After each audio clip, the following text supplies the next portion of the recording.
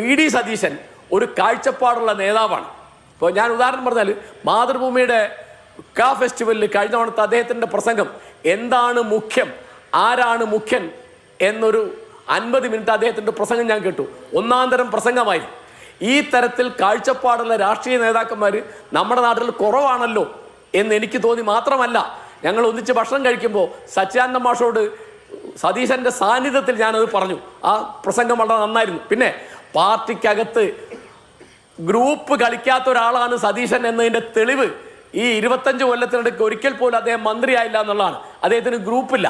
കോൺഗ്രസിനകത്ത് ഗ്രൂപ്പില്ല, നിലനിൽപ്പില്ല എന്ന് തിരിയാത്ത ഒരാളായി പോയി സതീശൻ. പിന്നെ ഇപ്പം എന്താണ് ഈ ഗ്രൗണ്ട് റിയാലിറ്റി, ഇവിടുത്തെ യാഥാർത്ഥ്യം എന്താണ് എന്ന് തിരിച്ചറിഞ്ഞിരുന്ന ഒരേ ഒരു നേതാവാണ് സതീശൻ. അദ്ദേഹമാണ് പറഞ്ഞത് 100-ലധികം സീറ്റ് കിട്ടും. അദ്ദേഹമാണ് പറഞ്ഞത് 12 മന്ത്രിമാർ തോറ്റുപോകും, 13 മന്ത്രിമാർ തോറ്റു. അപ്പോൾ ഇവിടെ ഇപ്പോൾ പഴയ നേതാക്കന്മാർ KPC പ്രസിഡന്റ് ആയിരുന്ന ആളല്ലേ കെ സുധാകരൻ. അദ്ദേഹം 4-5 ദിവസം തെരഞ്ഞെടുപ്പ് പ്രവർത്തനം തന്നെ മന്ദീഭവിക്കുന്ന മട്ടിൽ അദ്ദേഹം റിബലായിട്ട് മത്സരിക്കോ, അദ്ദേഹം BJP പോവോ, അദ്ദേഹം പിന്നെ ഗ്രൂപ്പ് ഉണ്ടാക്കോ, സണ്ണി ജോസഫിനെ തോൽപ്പിക്കോ തുടങ്ങിയുള്ള ഒരുപാട് ചർച്ചകൾ ഇവിടെ വന്നല്ലോ.